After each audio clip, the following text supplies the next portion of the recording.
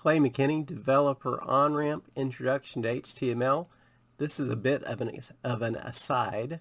I am wearing my Music City Code shirt. And the reason I'm doing that is you should go to these conferences. Every medium-sized city that I can think of has a code conference.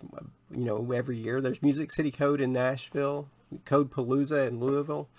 There's one in Knoxville. It's awesome, and you go there for a couple of days. It's inexpensive. You hear people give 45-minute talks on a bunch of topics. Sometimes before the conference, there's day-long workshops. It's a great way to meet other developers and see what people are talking about and learn stuff.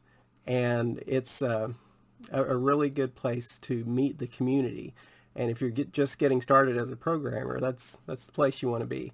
You can volunteer, right? Get in for free and meet people and really get to know them while you volunteer.